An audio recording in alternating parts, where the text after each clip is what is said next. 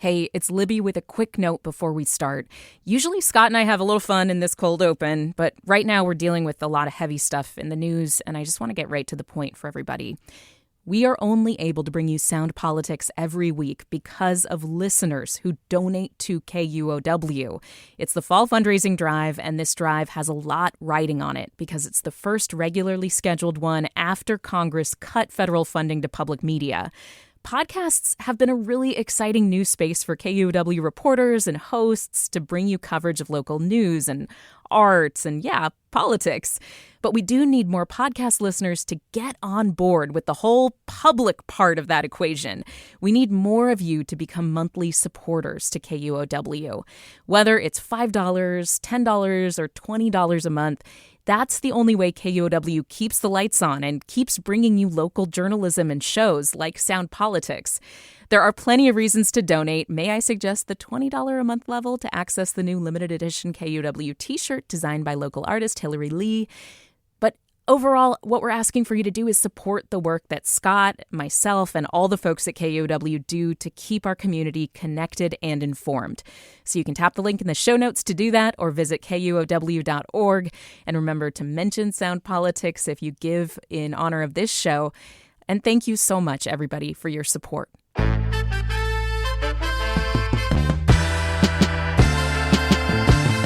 This is Sound Politics. I'm Libby Denkmann. Scott is out this week. And I want to start with the latest political news. Conservative youth activist and close ally to President Trump, Charlie Kirk, was shot and killed this week while speaking at Utah Valley University. He was 31 years old. Kirk was the founder of Turning Point USA, a youth activation organization that had chapters on college campuses all over the country, including here in Seattle. The identity and motive of the shooter are still unknown as we're recording right now on Thursday morning. But local politicians from both parties are condemning political violence after the shooting. Youth groups like the Washington State Young Republicans weighed in too. The group's chair said members were shaken and saddened by the attack. Here's a quote. "Violence isn't the answer. We can disagree with each other and even challenge each other fiercely without losing our shared humanity." KUOW will be bringing you more details on this shooting as they emerge. And for today's podcast, I wanted to focus on some local news and bring you a conversation that reflects the sort of impassioned exchange of ideas and, disagreements that Kirk practiced when he would travel the country and invite all comers for debates. Earlier this week, I sat down for a lengthy conversation with Brian Heywood. He's the deep-pocketed conservative donor behind the group Let's Go Washington. You may remember him from his initiative efforts last year. He collected hundreds of thousands of signatures for a slate of policies targeting a handful of key Democratic laws. And this year, he's back with two new initiatives on K-12 school policy. That includes a controversial measure that would ban transgender girls from participating in girls' sports. Before we get into those new proposals, let's recap Heywood's initiatives from last year. About half of them are now law in this state. Heywood got lawmakers in Olympia to adopt 3 of his policies. Those initiatives include a ban on a state income tax, loosening of restrictions on police car chases, and an enacted Parents' Bill of Rights, which dealt with schools giving information to parents about their kids. Now, 4 other initiatives went to voters in November. Only one of them passed. 3 others failed. One that tried to overturn the Climate Commitment Act, one that would have ended the state's long-term care insurance program, and one that would have nixed the capital gains tax in Washington state.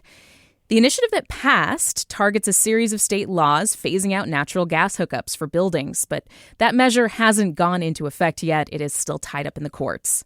This week, Heywood began collecting signatures for 2 new conservative initiatives, a revamped Parents' Bill of Rights and a ban on trans girls in girls' K-12 sports, which Heywood frames as a way to protect female athletes.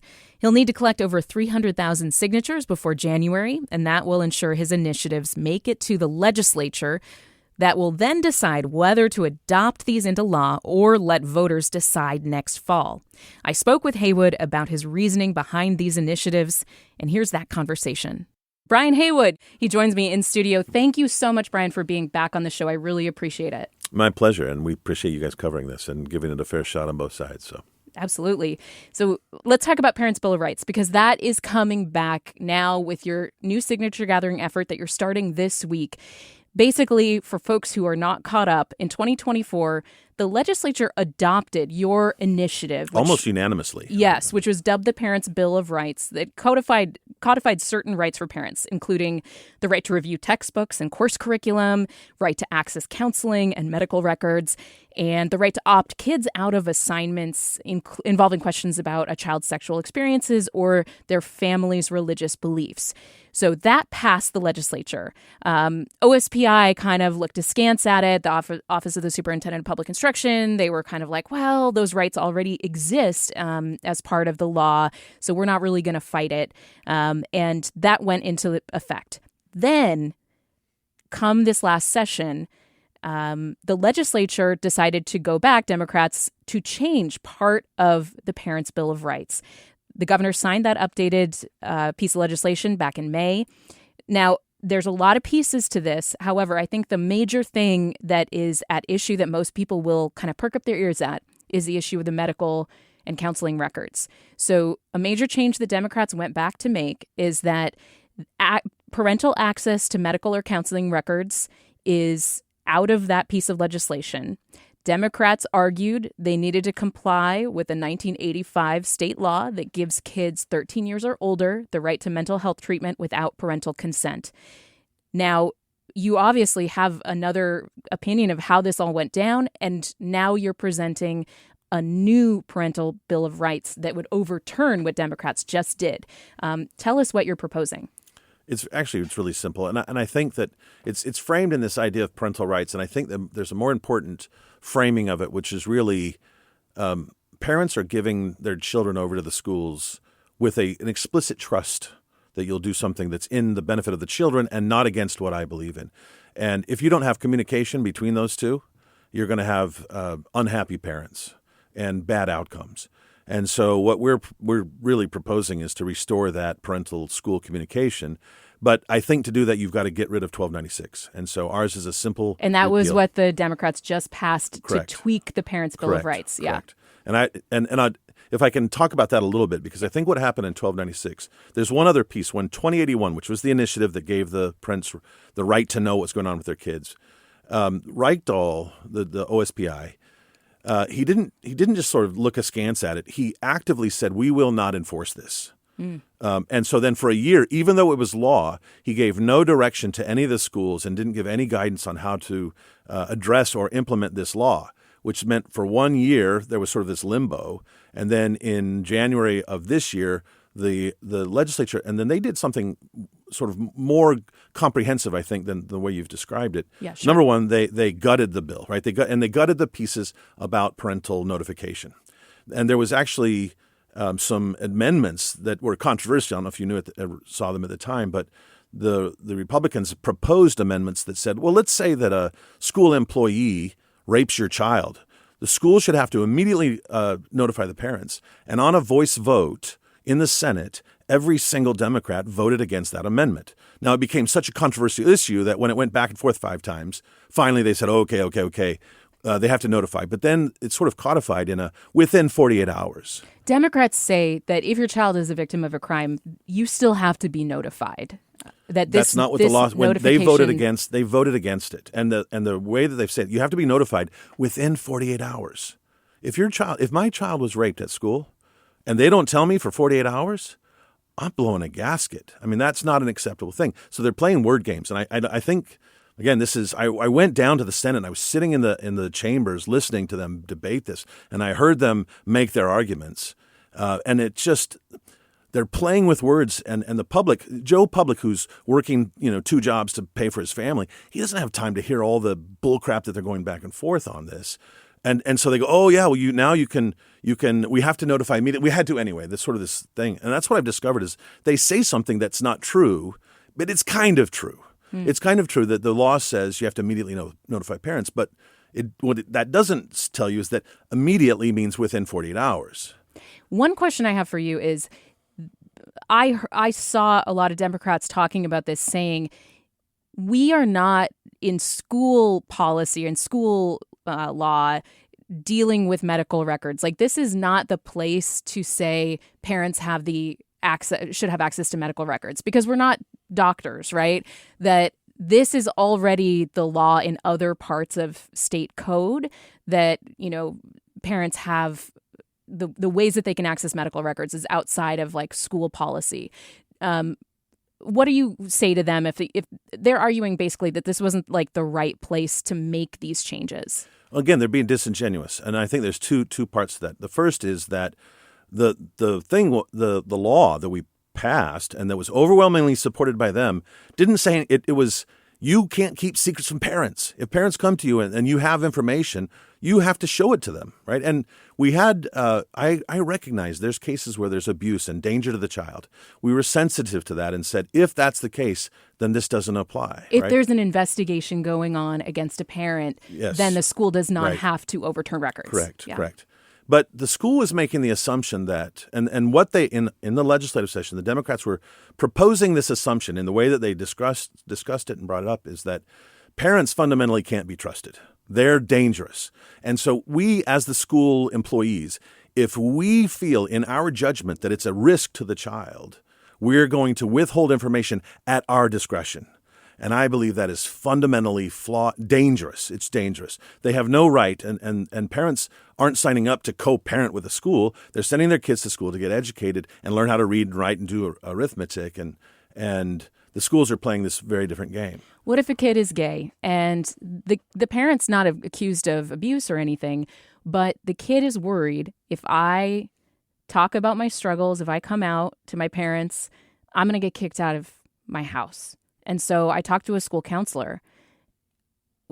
Do you think that a school should automatically have to turn over everything that kid has said, or, the fact that a kid talked to a school counselor? Well, there's assumption in that again, this is the assumption that the left has pushed, is that the parents will automatically do the wrong thing with the child. And what even in your question, it's like this kid thinks that my parents will get angry. And I think that's doing a huge disservice to the love that parents feel for their kids. You're assuming that the majority of the cases will be that. And I don't think that's the case at all. I think parents, they might be shocked. It might be against their whole upbringing.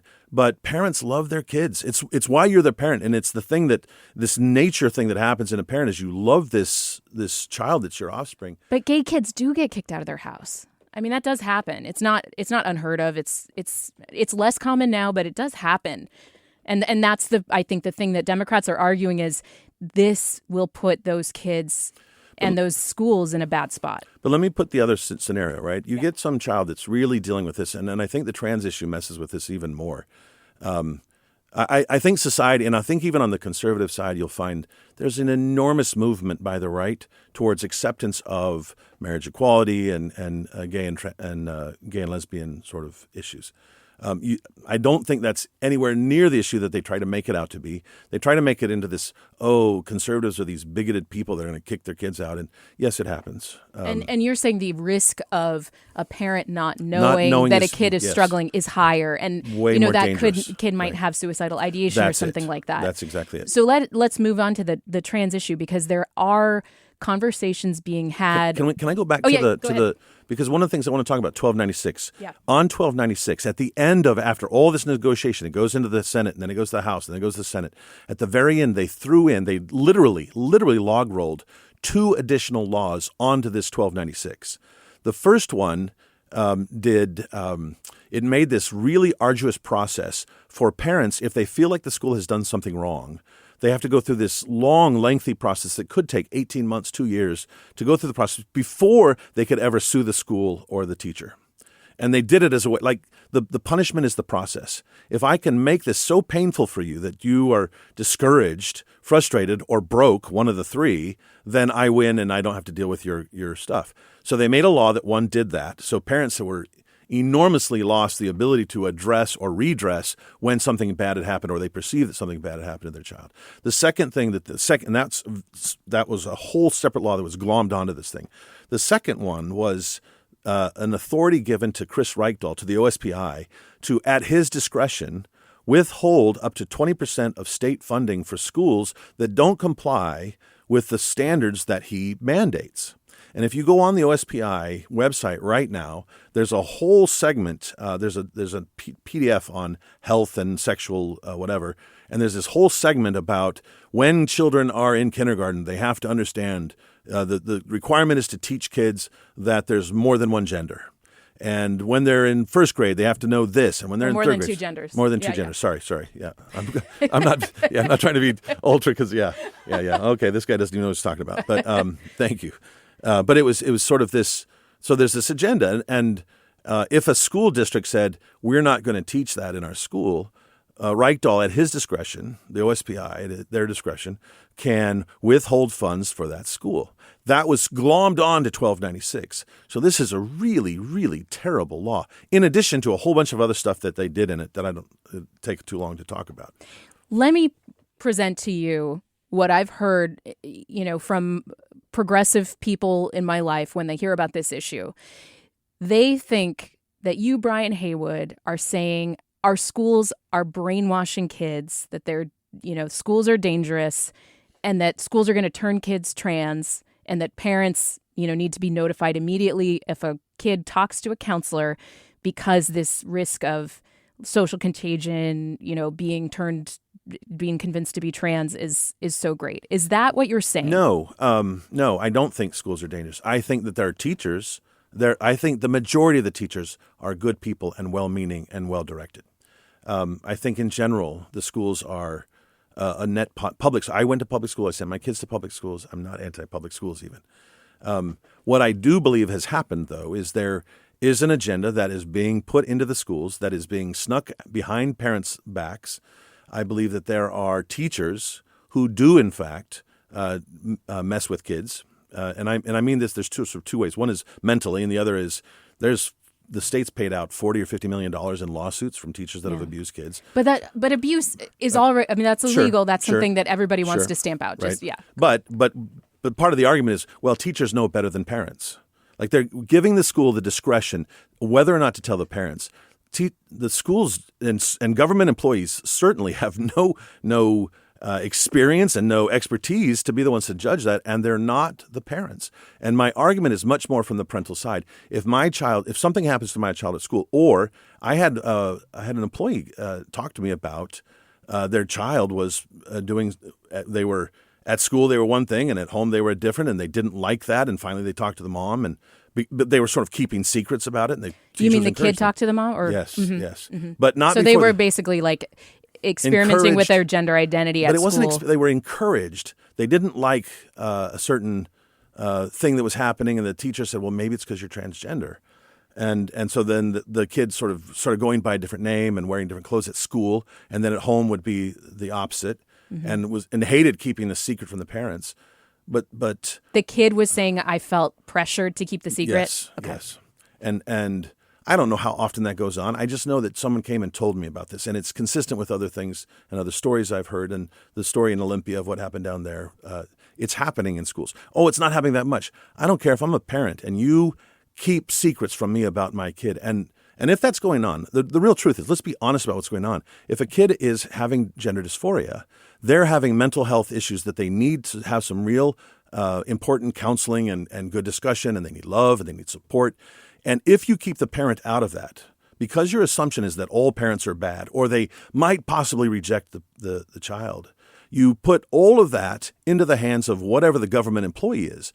And I don't think many people think that a government employee is qualified or the best person to give the love and the counseling that only a parent can give. We are biologically designed to love our kids. We're not perfect. We're way better than any government employee is going to be in working with our children. I'm speaking with conservative political donor Brian Heywood about two new initiatives he's collecting signatures on to send to the legislature next year.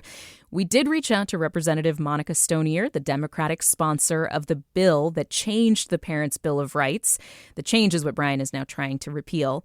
We asked her about Brian's claim that a student could be raped and that a parent had to be informed only within 48 hours.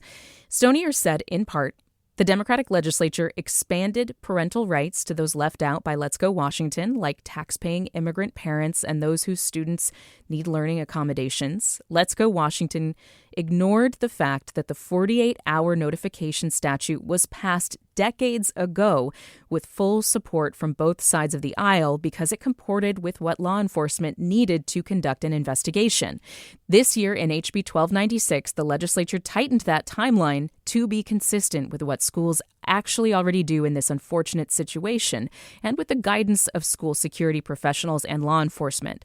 These facts are inconvenient for Brian Heywood and his mission to divide our communities.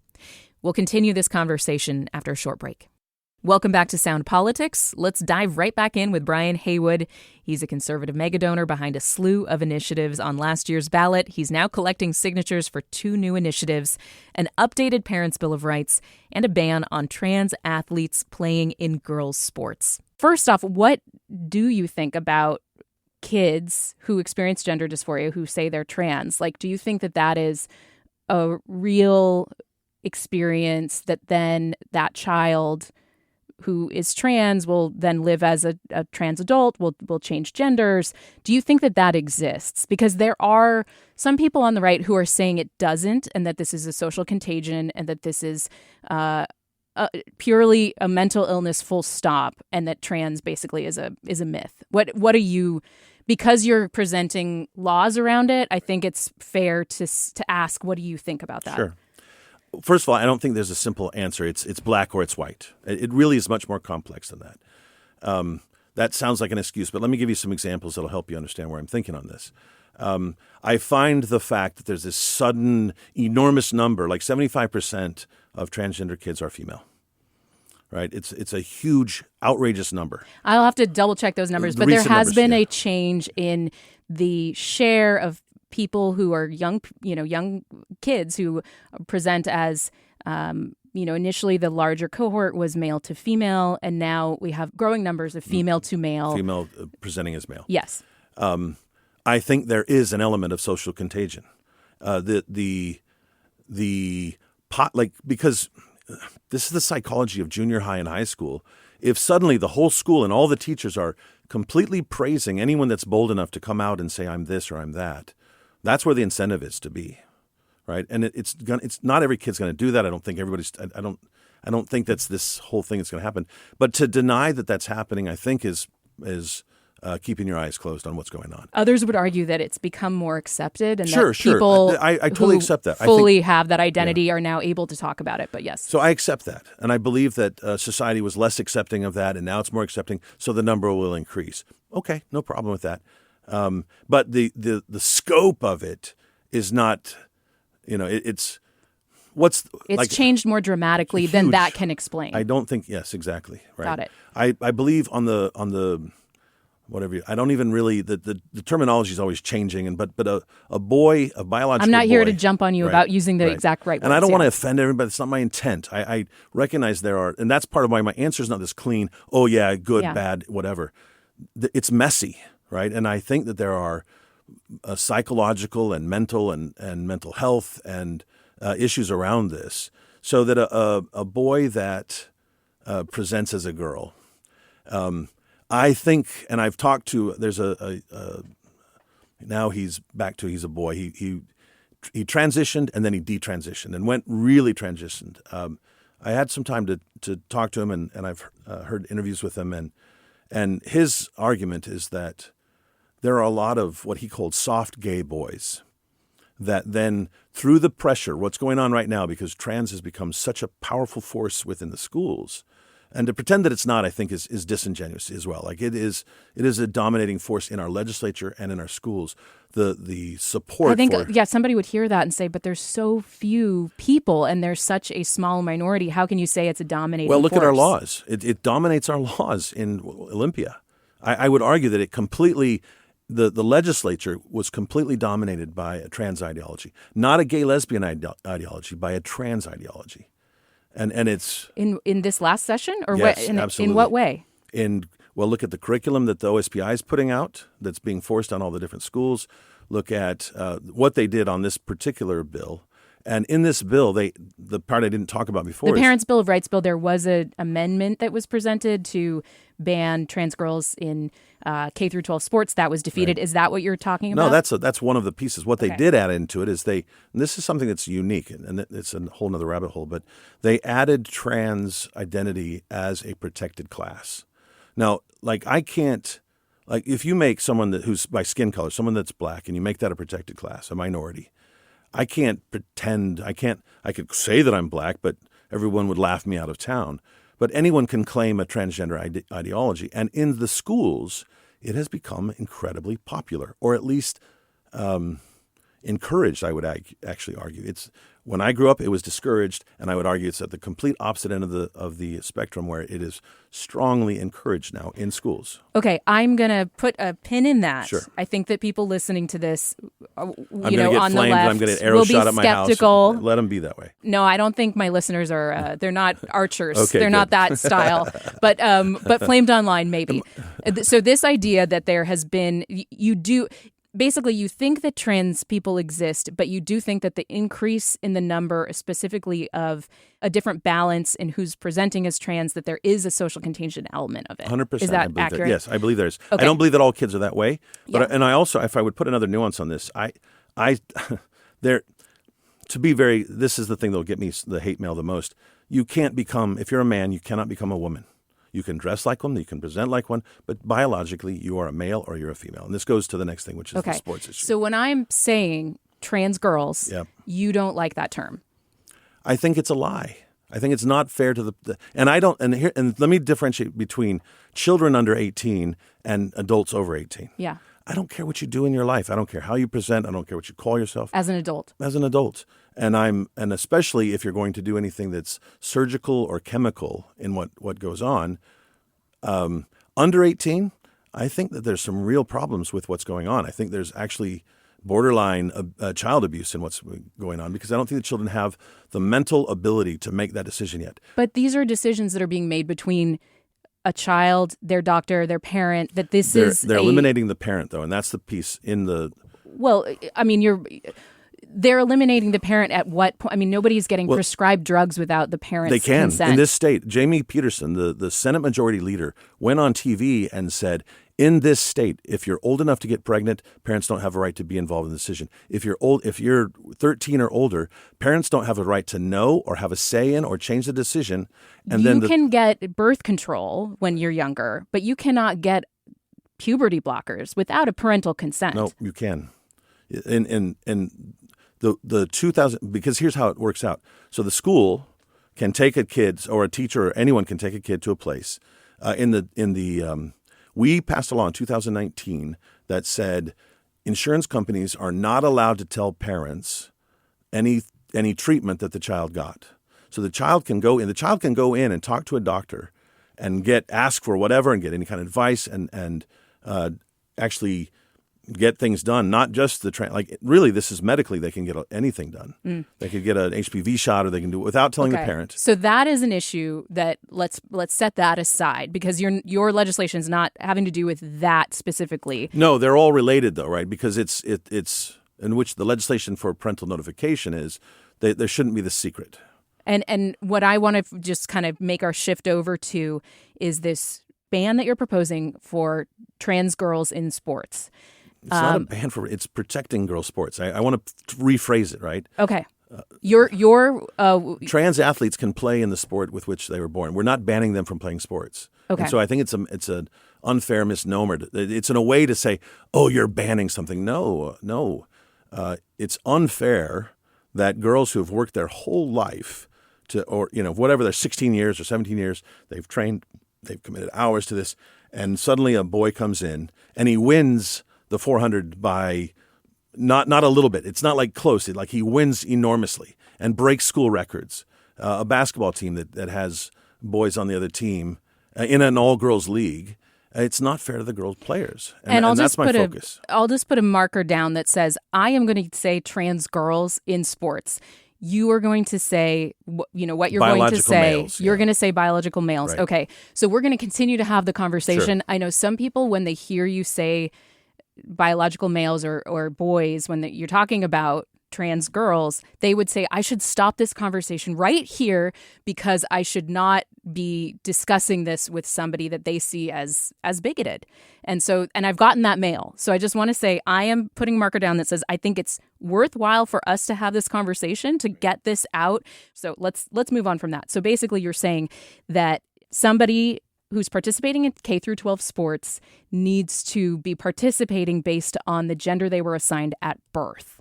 Now, that involves what? How do you make sure that that is happening? And so we were very careful on that. That's actually a really good question. And I'm going to get painted as a troglodyte no matter what. But my intention is not to hurt anybody or to exclude anybody or to.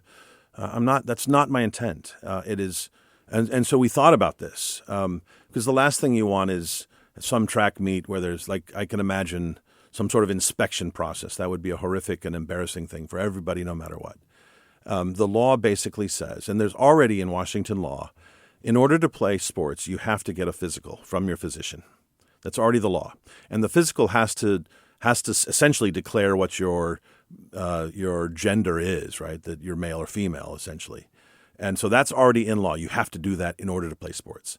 And all we're saying is that has to be once you get that, only biological girls can play in girls' sports.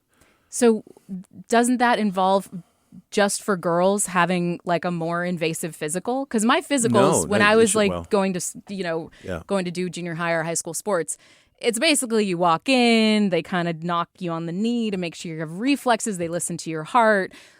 It's a pretty loosey-goosey kind of, we'll sign your paper. Do you run around the block and you're okay? But this sounds like somebody's going to have to, basically get naked in their physical.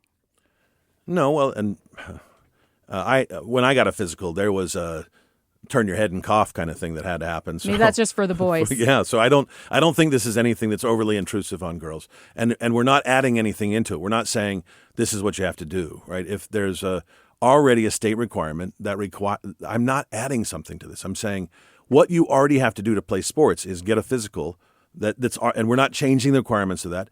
And it already says the physician has to declare male or female, right? And I recognize there's this infinitesimally small group of people that are intersex. 5 or 10 is what the OSPI 5 or 10 claims. 5 or 10 trans girls playing sports. I'm not talking about trans. I mean infinitesimally small intersex is the. If someone's going to attack me, that's but there's intersex. Yeah. There's DSD, different sexual development. Whatever DSD athletes is what the world sports bodies call it. It's so infinitesimally small. Yeah. That this is, but in the overwhelmingly enormous majority of places, there's a clear male-female biological setup.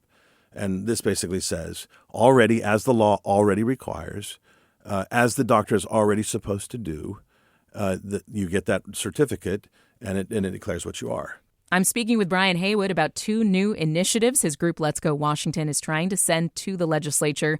They started the signature gathering process this week. And just a fact-checking note on our exchange about children accessing puberty blockers without parental consent. I reached out to some local public health professionals trying to understand more about what goes on here. They said in general, kids under 18 do need parental consent for gender-affirming care like puberty blockers. However, Brian is correct that there is an avenue for a minor to consent to medical treatment without their parents' sign-off in Washington. It's called the Mature Minor Rule. It's based on a 1967 state Supreme Court case. And under this rule, doctors assess a minor patient's ability to consent based on several criteria, including independence from their parents or general conduct as an adult.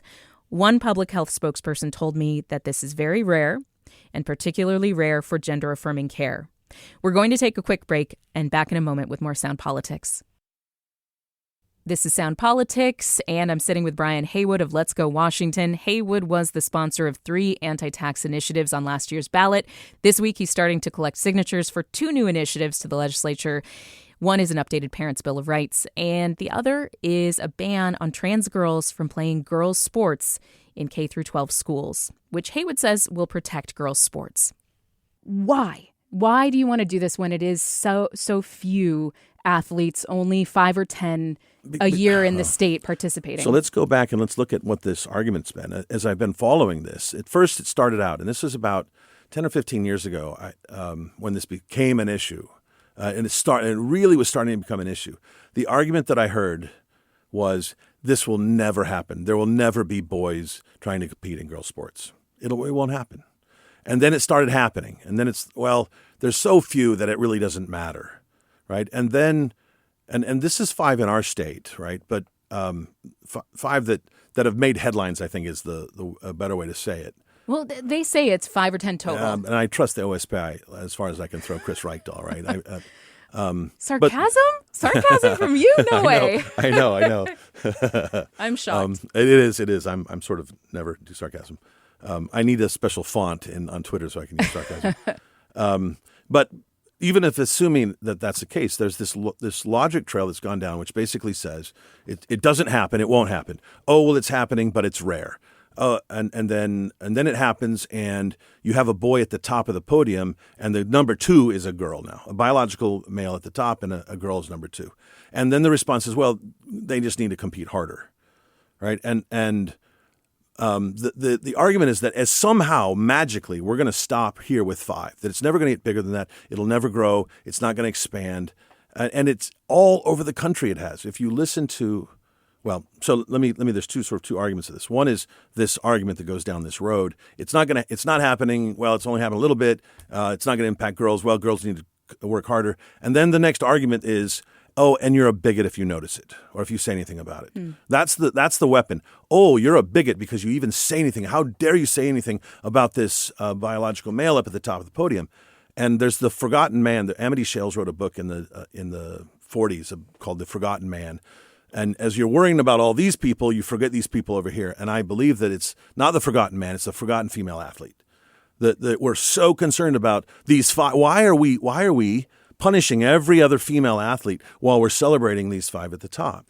Well, but okay. First of all, not every trans girl who participates in girls' sports wins. No doubt. Like that's not it. It doesn't automatically mean that every time a trans girl participates that she takes first place. Takes right. first place. Sure. That doesn't happen. Sure. Now, there are instances where there are trans athletes who have won. My question, I guess, is when we talk about athletic performance, I am persuaded by some of the endocrinologists I've read that say if you've gone through male puberty, you do have some competitive advantages. Testosterone in levels that women don't achieve. Testosterone right? provides things, they talk about grip strength, they talk about muscle mass. Yes. Yeah, right. I'm persuaded by that medical analysis that I've heard. But I've also been persuaded by conversations about what kind of fairness do we care about, right? So we are looking at all K through 12 sports in this whole state. There are, tens of 250,000 kids in schools athletics. So these are about what the OSPI claims is 10 students. Maybe there's 20, maybe there's 40.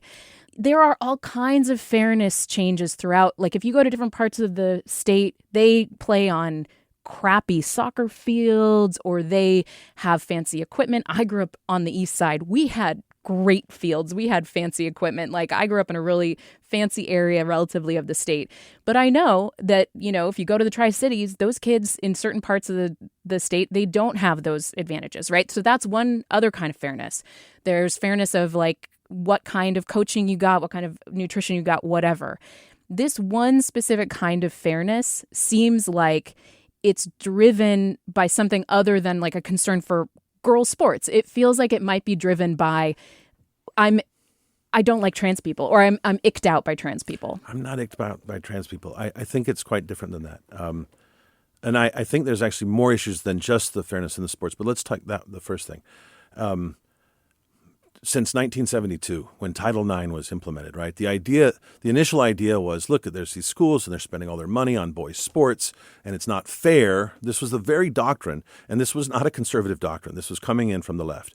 It's not fair that money's being spent disproportionately on boys to the disadvantage of girls. And as that brute force legislation was rolled out, boys' sports changed everything. It did, and it dramatically improved things for girls. It also destroyed or decimated some boys' sports because there weren't enough girls to equal it out, right? And it ignored that I believe there's a difference. It moved funding around. Yeah, it wasn't just funding. because there were rules that said if you don't. So let's say that you had a school where some schools, maybe all the girls want to go out for sports, and then maybe there's another school where you have less interest in sports. If you didn't have the interest level, then and you didn't have, if you only had 50 girls that went out for sports and you had 250 boys that went out for sports, and the Title IX would actually destroy programs on the right because there weren't enough girls going out for sports. And you could move the money over and maybe go from 50 to 100, but you still had 250. So there was this thing that went on. And when you say the right, you were putting your right hand out to talk about the boys. So you meant like the boys, they were changing the boys' programs. Yes. Yeah. Mm-hmm. Yes. Sorry, just because people couldn't at see the expense. you. So, sorry. So there was the male sports was in some cases harmed by this whole process. But the underlying fundamental idea was there was this uneven distribution of money and emphasis and opportunity for girls in sports. And to me, it's the height of irony that with that fight since 1972, and it has become now the standard that this is how we operate in colleges and in high schools and in junior highs. We operate with this Title IX framework that says women's sports need to be protected because the male sports will dominate it if we don't do something to sort of separate it out. And it's just incredibly ironic to me that now they're saying, oh, the way that we support Title IX is to allow men into women's sports. But like a trans girl, okay, but this is K through 12 we're talking about here. So first of all, let's separate out college and NCAA rules and the world sports organizations, those rules. We're talking about people who are going out for gold medals or they're getting money, things like that. Like, I'm not talking about professional sports or NCAA sports here. But when it comes to K through 12, and this is another narrower portion because we're talking about people who've gone through puberty, so 12 and up usually. Like, isn't there an overriding incentive for us when we're talking about rules for schools to make sure that all kids can participate, can play? And a trans girl cannot go out for a boys' sport. Like, why not? That would be... Why not? Well, first of all, some of them are on puberty blockers, and so some of them don't have the kind of... And that's a decision between parents and doctors, and I know... That's a choice, not a... Right? It's not a physical thing that's stopping them from it's a choice in that they are choosing to pursue a medical avenue to support what they say is their gender identity. And so, but if that is the path they've gone on, first of all, they no longer have the testosterone in their system. Now, there's a lot of medical science that has looked, at testosterone, not a lot that has compared cisgender girls to trans girls in sports. That's very rare. But we've seen like research in the Air Force, for example, that shows that there are still advantages for somebody who's undergone hormone therapy, who's a male to female transition case. There are still physical advantages up to 2 years after the hormones have been introduced. So I'm not saying that somebody who is, a kid who's going through a transition doesn't necessarily, if they've gone through puberty, have advantages. However, what I am saying is that this person is a girl and they want to hang out with girls. They want to participate in girls' sports. They want to be with their friends. And, if I went out for the football team, it would be weird. I could do it, but it's weird. For them, it would be but weird. Honestly, you'd be destroyed if you went out for the football team, right? I mean, if you went out for the typical high school. Hey, I could be a kicker. Okay. Don't discount that. I'm okay with that, right? I'm okay with that. I can kick a field goal from 5 yards. But if you went out for left tackle or right guard or whatever, or any tackle position, the physicality is so different that it would be actually dangerous. I think physically dangerous, it's even within boys, right? The weaker boys are not going to go into some of those sports. So there's already a thing there because top male athletes in high school are so significantly stronger that there is I think it's actually a dangerous thing when in certain sports where they're competing together. But back to your other point, though, I think the bigger issue, you said, well, who cares if these 5? And let's don't talk about college, but I think you have to include that because if a trans athlete competes in girls' sports and breaks all the school records by ridiculous amounts, and then gets the scholarship as then the which girl, is a really extreme example. But it's happened. No, it's not extreme. It happens. This is a new movement that's going, and so it's extreme. It doesn't happen. It is happening, And if you ever listen to Riley Gaines, one of the things she talks about is being in a locker room. So even if you're in a school that says we don't allow trans athletes, but you compete against another school that has trans athletes, and you're in a locker room, and this is if a male walked up to your daughter's window and stood there naked in front of the window, you would call the police and have them arrested. If a biologically intact male is in a girl's locker room, and you say anything about it, now you're a bigot, and then we give them a medal. Well, okay, we're not talking about access to locker rooms, per se. However, is it not though? Isn't it? I mean, how is that not related? Why can't they play male sports? Well, they consider themselves a female. So then, is this going to become a bathroom bill though? Is that what this is going towards? The intent is no. It never needs to be a bathroom bill because girls should play in girls' sports. Girls should be protected in playing in the girls' sports. For every Riley Gaines, I see these girls who are welcoming trans girls onto their teams, who are saying, we love this teammate, or we, accept this person. We want them to be able to participate. And my fear is that there is a much greater danger of telling kids who are already in a vulnerable group that they don't get access to this thing that is an important part of growing up. They have absolute access. They can go in their biological sport. There's nothing stopping them from playing that sport. So I think it's sort of, again, it's not a fair argument to say they can't play sport. You're cutting them out of sports. No, absolutely you can play sports. I think it's much more damaging to women's sports to say it doesn't matter how hard you try. And I get it. I know there's not every trans athlete's going to be taking the top of the medal. Trans athletes can suck just like cis athletes. But a biological male coming into a girl's sport has such an enormous physical advantage that when that happens, it's a patently unfair to all the girls that have spent all the time trying to be the best at their sport. I think that you're overstating the physical advantage. I think that when we talk about the advantages, and these are taught like averages, and again, there's not good data comparing when it comes to youths, cisgender versus trans girls in sports specifically. But when we talk about the overall physical and strength and speed advantages, we're talking about maybe 10 to 12%. And those are different. They're differentiated over different individuals. Just like I was on a soccer team with a girl when I was 12 who I swear she was 6 feet tall already, and she had incredible advantages. And we had people asking for her birth certificate to make sure she was able to play on the U13 team.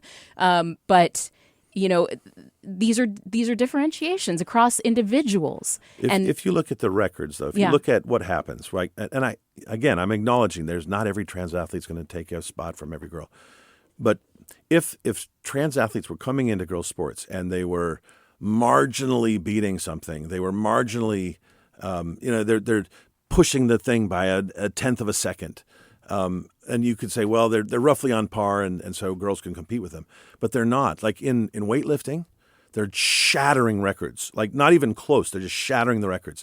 In speed, in the athlete in Spokane, finishes a good 20 meters ahead in the 400 of any other athlete. And this will just get me in trouble, but a mediocre male athlete. Take it however you want to take it. I don't want to. Well, I don't want you to come onto my show and get in trouble. I'm going just by coming on. I'm like anyone that dares step into this arena, right? I think you're getting ready to if I was afraid of it, I should never run the initiative because there's a vocal group of people who are screaming and yelling, and I don't mean that every trans person is that way, but there's a group of sort of almost dangerous activists that are going to scream and yell.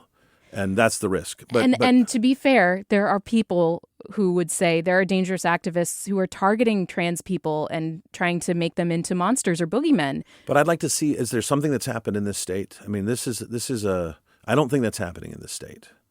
Right? But there are trans athletes that are taking female spots, and there are trans activists. Trantifa is the phrase that's become common. So someone comes in to talk at UW just to talk. Let's have an exchange of ideas on a college campus, and what they call the Trantifa activists. And I recognize not every putting the radicals as representative of a group is not a fair thing, and I'm not trying to do that. But where's the analog of that on the other side? You don't have people going out and persecuting. And again, this is not. I don't want to pick on anybody. I believe that women's sports, because here, let's go to the logical conclusion, right? If you say, well, this is fair, we can let, if you, and there's no real requirement for anything. So if I today, let's say that I'm a mediocre swimmer and I go, you know what, I could be number one in the state. My time would make me number one in girls swimming. And I want to do that. And why? I can't imagine why I would want to do that. But there are kids that have done it.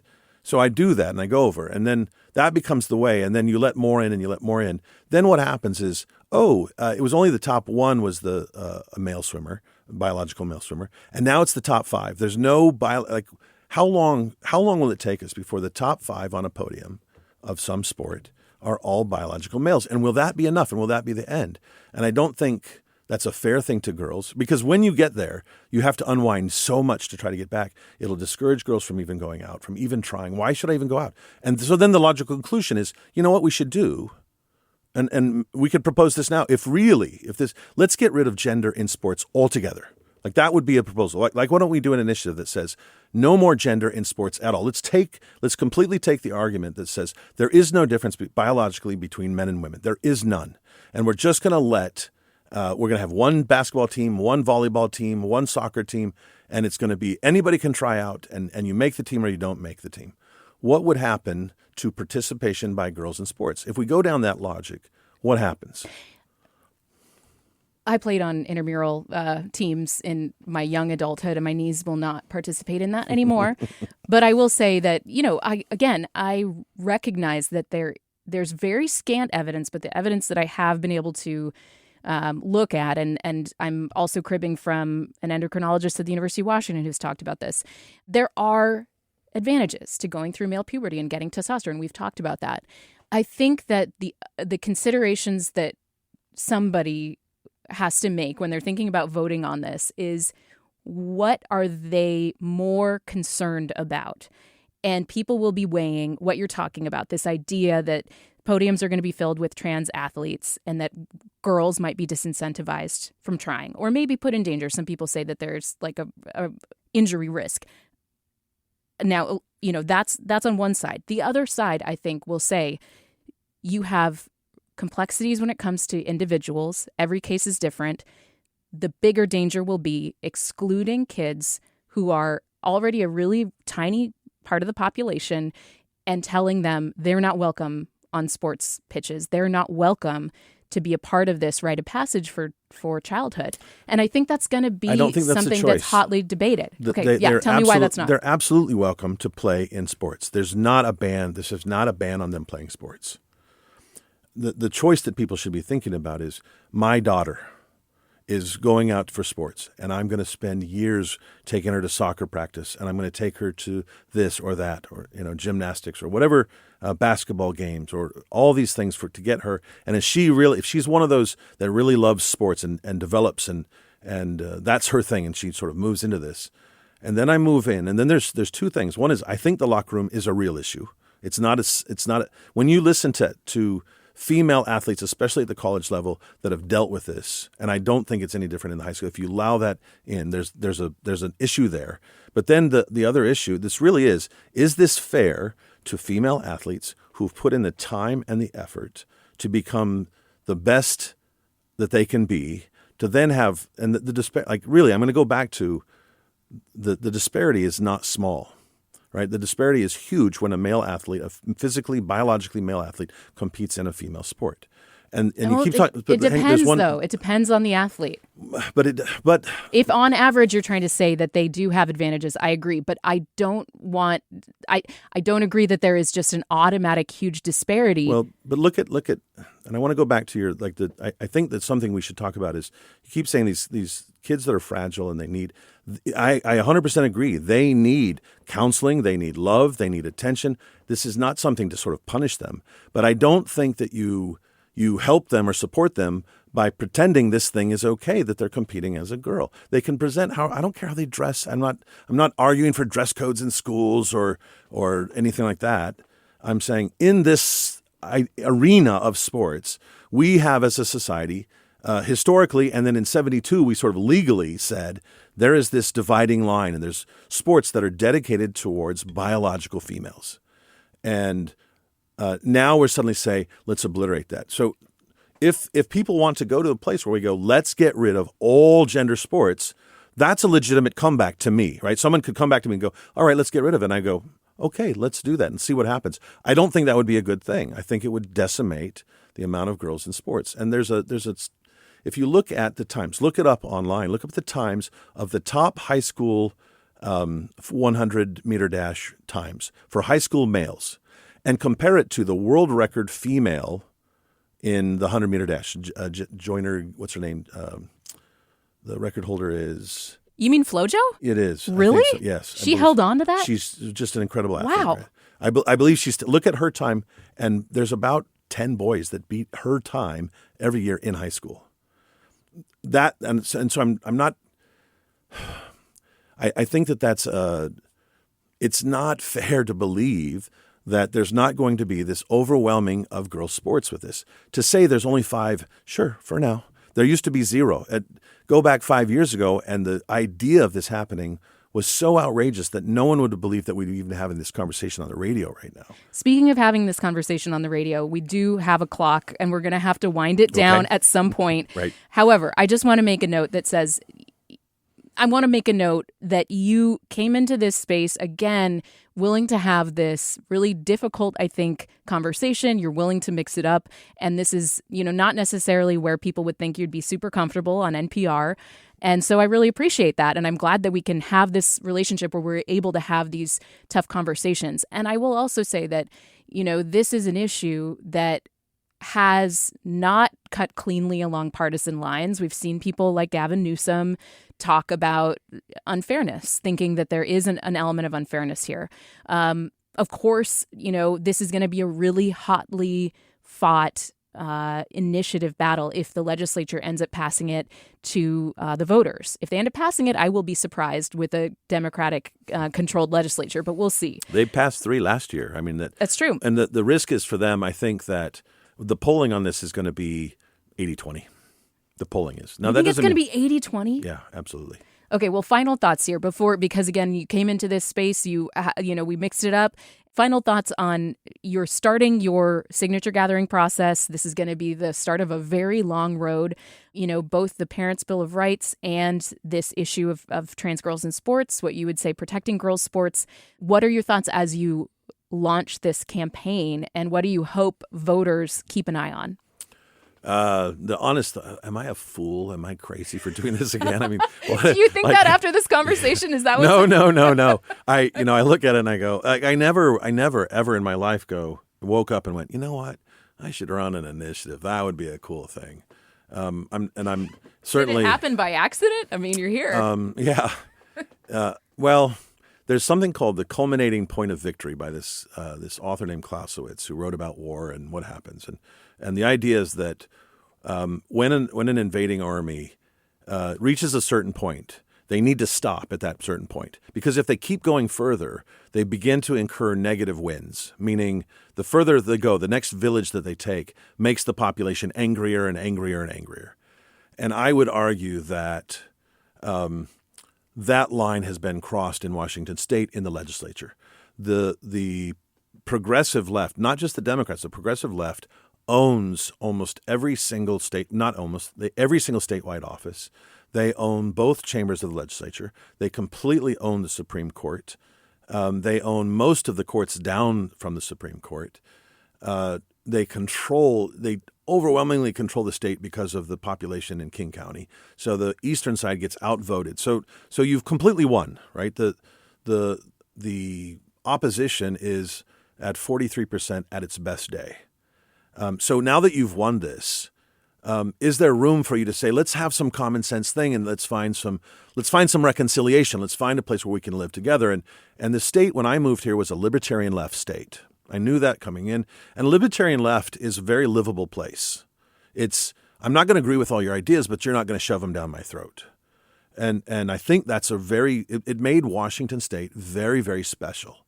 And what I would argue is that over the last 5 years, that has radically changed, and it's moved into an extreme progressive state. And I believe that even on the left, because the right is not in the argument. The right's not even fighting in this game. The game is fought between the liberal left and the progressive left in this state, if we're really clear about where the power structure is. And I suspect that there are liberals in the sort of sense of what used to dominate the Democrat Party here. Center left, that are not comfortable with where the culminating point of victory has been exceeded and where it's gone to. And I think sports is one of those areas. I've had a friend who was he was, this is actually in California, but he was born and raised New York Jewish, a liberal Democrat, moved to California. So it's like about as liberal as you can get without going into the progressive camp. And he and I spar and we don't see eye to eye on almost anything when it comes to politics, even though we're good friends. And on this issue, I expected him to sort of give me this pushback, and he's like, no, this is way too far. And I think that's not an uncommon thing. In the center, people, I believe in the state, there are people that would never touch a Republican candidate with a 10-foot pole. They don't even want to be associated. They wouldn't, we've even got Senator, what's her name, Lisa Wellman or whatever, saying we should secede from the rest of the United States. You've got that sort of hatred for the right, but on this issue, in a quiet of a voting booth or on their ballot at home, they might, if nobody could see them, they'll vote for an issue that they think has gone too far. And I don't think it's out of any hatred or ick factor with the trans. I think there needs to be a lot more love. And if anything, the conservative side sort of learned the whole marriage equality issue. I think, but not everybody, and there's still people that are very, very opposed to it, angry with it, but you see that it doesn't come up on the platform of Republican politics. Well, there's some factions, but yes. But in some states, maybe, right? In a very, very red state, yeah. But it's not, look at the agenda. It's not coming out of the mainstream Republicans don't talk about that even as an issue. And you're seeing this as an opportunity to reach across the aisle, get an audience that maybe was skeptical of some issues that you had on the ballot last time around, but this might be a way to reach people in something that you feel is a common sense initiative. It is going to be hard fought if it does end up on the ballot. I will be interested to see what happens at the legislature. I really appreciate our conversations, Brian. Thank you. And I hope that we can do it again soon. Thank you so much, Brian Heywood of Let's Go Washington. Really appreciate your time. Hopefully you don't get too much hate mail because you had me on for this long. So I appreciate everybody listening. Thank you. Oh, it doesn't matter how long we have you on. We'll get hate mail. Yeah, that's true. This conversation with Brian Heywood originally aired on the other show that I host. It's called Sound Side. On that show, we also spoke with Danny Askini from the Gender Justice League about trans rights a couple months ago. If you are looking for an alternative take on the issues that we discussed in this podcast, give it a listen. We're going to put a link in our show notes to that conversation with Danny. And that's it for Sound Politics this week. I'm Libby Denkmann. Scott will be back. I'm assuming he's coming back next week. Our show is produced by Hans Anderson. Our editor is Kat Smith. And I can't say enough that Sound Politics is only possible because of your support. This is the fall fundraising drive at KUOW. We rely on listeners like you who step up and give what they can to help keep public media strong, especially now that we have been federally defunded. Please consider a donation at KUOW.org or follow the link in the show notes. Thank you, everybody.